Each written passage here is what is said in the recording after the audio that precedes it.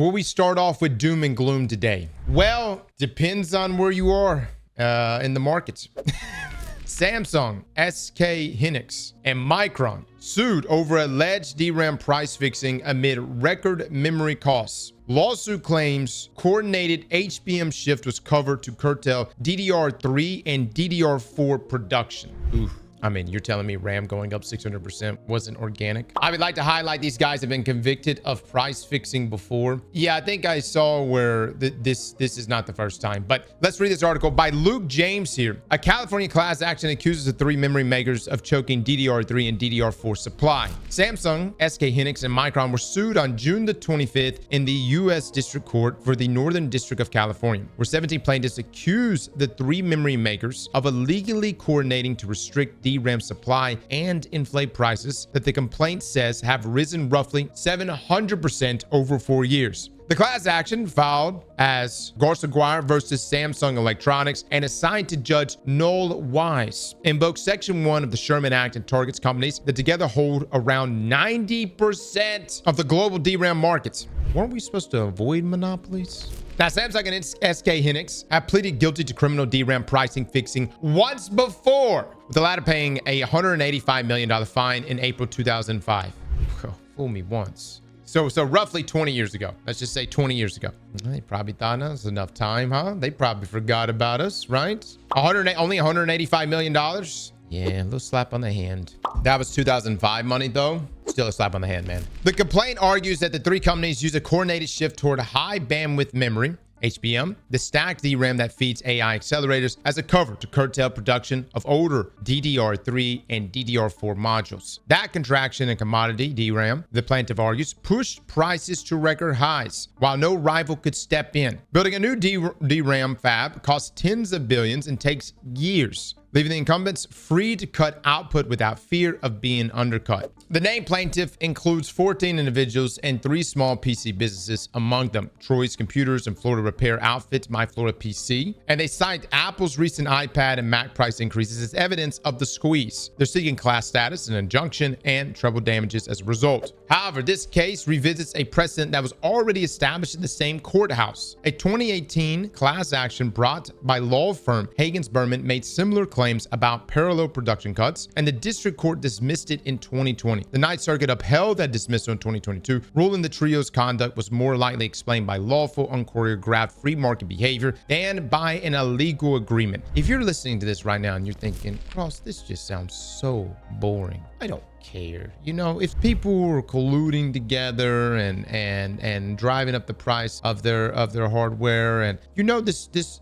has an effect on everything you touch. Everything you touch today, unless you're Amish. Amish are doing pretty good. I got to give it to them. I think they figured it out a long time ago. But unless you're Amish, you in some way are getting by all of this. It was held at the time that the plaintiff's 8+ factors didn't clear Section 1's threshold, which demands evidence of an actual agreement rather than the conscious parallelism common in a 3-supplier market. The new complaint leans on the pivot to HBM as the additional evidence that this earlier lawsuit lacked.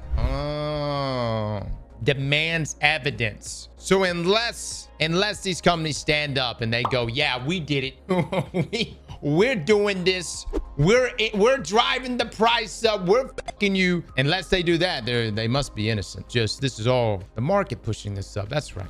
The three memory makers have publicly stated they're operating independently while redirecting capacity to HBM, and senior executives have warned the shortage could run for years. Investment bank Jefferies expected DRAM prices to rise another 40 to 50% in the third quarter and a further 30 to 40% in the fourth, with no meaningful relief before 2028. The allegation remains unproven, and defendants have not yet responded in court. I mean, look, you've got these three companies essentially here that control, what did it say, 90% of the global DRAM market. I hate to say, boys, we're kind of f***ed, you know what I mean? I think stuff like this is still good, and hopefully this could do something, but until we get something to just bring that number down.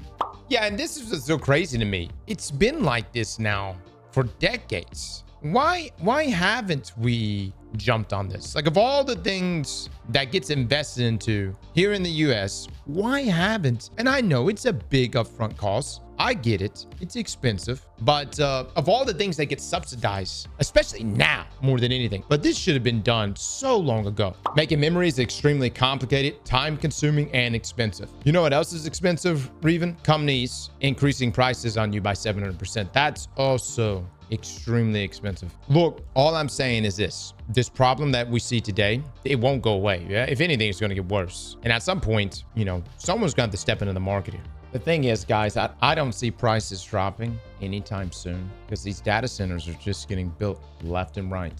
They're being put up all over the place, and they're going to be building these data centers for a while. Because most of these data centers already take, you know, they'll take anywhere from 3 to 4 years to complete, especially once you include site work and stuff. So there's just a lot being committed to it, man. Do I think it's going to go higher?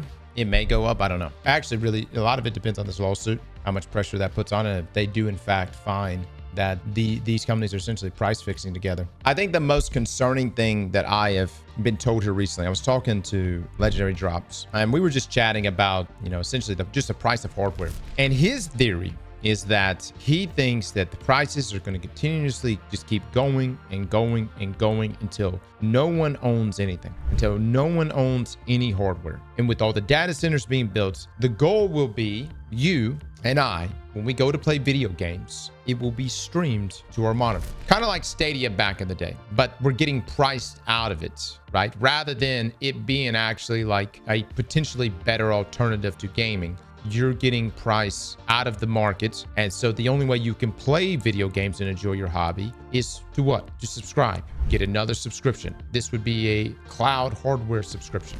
You have some folks that are already really trying to push this. And so it sounds plausible, guys. It sounds like that is, in fact, the long-term strategy is to push us to this point. Well, the problem I have with all of this is that no serious gamer wants to stream their game because of input lag. That input lag is awful. That's why we couldn't do Stadia. I enjoyed Stadia because if you wanted to say check Zerv in his inventory and you're out of town, Stadia was nice for that. But the input lag just, it's not a good, it doesn't feel good to play. You know what I mean? Even if it's not a competitive game you're playing, no one likes that 0.2, even 0.1 second input lag delay there. I hate to say it, but NVIDIA with GeForce Now does actually a good job. So walk me through GeForce Now, guys, because I've heard people talk about GeForce. I have not used it. I thought GeForce still runs off of your local hardware, but streams it within proximity of that. When I'm talking about cloud gaming, I'm talking about no hardware exists. No, it runs off of a data center.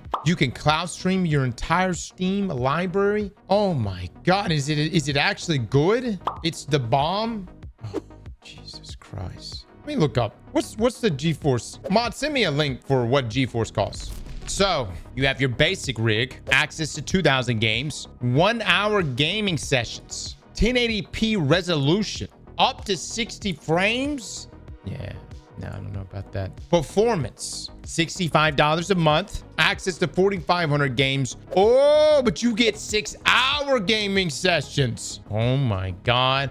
1440p resolution, 60 FPS. But wait, there's more. Are you an ultimate gamer? Now, you will have 8-hour gaming sessions, 5K resolution. What the fuck is that? Who the hell's playing at 5K here? Anyone in this stream right now playing at 5K? Up to 360 FPS. All right, that's pretty good. I'm not gonna lie. And then first priority access to queue. Oh my God. No wait. Typically, you wait less than a minute here. And then for the free one, there you go. More than 2-minute wait. Yeah, that's the 12-month price. This goes up to $200 per month. Guys, I think this is the game plan.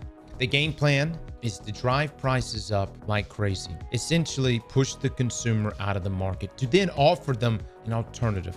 This is their version of an alternative. And with all the data centers being built, you yourself are subsidizing, whether you know it or not, it leads to this. Am I reading this wrong? Is this $65 for 12 months? Is this $129 for 12 months? Oh, we're fucked. We're so fucked. The only thing that I was like, it's still way too high for this to be mass adopted. No, we're fucked. Look, guys, you won't own hardware. I really believe it's going to hit that point. You won't own hardware. you will stream everything. Now, the thing that I don't like is this 8-hour gaming sessions. Why? Why limit us? What about if I want to be a degenerate 40 hours straight? You know what I mean? You have to reboot. Oh, that's it? I hate to say it, fellas. This is kind of a good deal. I fucking hate to say it. This just completely kills. This is kind of a good deal, boys. I'm sorry. I'm sorry. It's kind of a good deal. It may actually be kind of good, dude. I don't fall for it. I'm just saying, dude. I don't like it either. I like owning my own shit, but it's kind of a good deal. It's kind of a good deal. All you have to do is just reboot. If it really is 360 FPS, yeah, what's the latency like? Dude, somebody here talk to me about this. We'll have to try this out. What is the latency really like? It's noticeable. If it's noticeable, ain't no way this is ever gonna, at least for me, it won't. It won't, dude. I hate latency. Nothing makes me angrier than whenever I move my cursor, my mouse, my damn reticle, and even the smallest delay sends me over the edge. There is no set limit to how many times a member may start a new session in a day. All right, so you get 8-hour gaming sessions, but you can restart. Look, man, I don't like this price even still, even with the, I thought it was per month. But even still, I don't like this price because it's still $200. But let me ask you something. If they brought the latency down to where it feels like if you were actually gaming on a piece of hardware right next to your machine. Hold on, hear me out. And this price was cut in half. Say it's $65 a year. The price isn't the issue. It's the concept in general. You don't have to pay enough for games, much less pay more to stream games. Right, but let's be real, guys. At the rate that hardware prices are going up, even like a mid-tier PC right now is almost a couple grand. See what I'm saying? So I hear you. I know what you're saying. I completely agree. I also want to own my own hardware. I've always wanted to own my own hardware, and I don't like cloud gaming. I'm also just mainly comparing this to when we played Stadia because the latency was noticeable. But with hardware prices continuing to get pushed up, these deals are going to sound more and more appealing to people. Let's pray the AI bubble bursts soon. I don't know, man. I don't know. I used to think that maybe if like Claude was like, I'm gonna kill you, motherfucker. Like if an AI came out and was like, I'm gonna kill you, bitch. That would do something. That would make everybody go, whoa, holy shit. Everybody calm down. We need to stop doing this. But I'm gonna be honest, if Claude did that or any AI did that, who knows, man? It probably, market might even go up over that news. You know where I'm coming from? You imagine the news story breaking on that? AI has threatened humanity. It's conscious. Look at there, guys. Progress. Across the top line, read the notes. You must already own or purchase titles to play them on GeForce Now. Your performance is dependent on device type, settings, network quality, and more. Yeah, guys, I figure buying the games was still going to be required. Did y'all think that you wouldn't have to buy games anymore? So what's the point? The point is this. You wake up tomorrow and a laptop, a basic motherfucking laptop, is 10 grand. There's your alternative right here. Slap that like button like your mama told you right.